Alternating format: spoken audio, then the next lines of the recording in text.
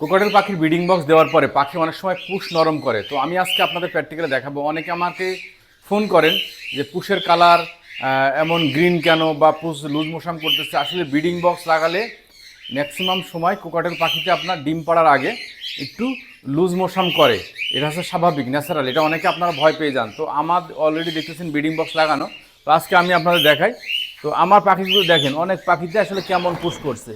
তো এখানে দেখেন একদম কিন্তু পানি পানি পুশ করছে। এটা কিন্তু আপনার খুব সম্ভব ডিম পেড়েছে কিনা জানি না। তো অলরেডি দেখেন এখন একটা ডিম পাড়ছে।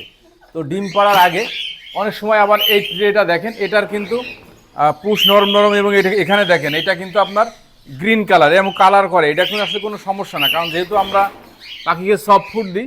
সফট ফুড দিলে আপনার এই ধরনের কালার টয়লেটের হইতে পারে, বা পুষের হইতে পারে, বা এখানে পুষে পানির পরিমাণটা একটু বেশি আসে। যেহেতু ডিম পাড়ার সময় হলে আপনার পানির পরিমাণটা বেশি থাকবে। এখানে অনেকে, সব পাখির শরীর একরকম না, এক এক পাখির শরীর এক এক রকম। আবার যদি আমি আপনাদের এইটা দেখাই, তো এইটা দেখেন, এগুলো কিন্তু এখন স্ট্রং আছে।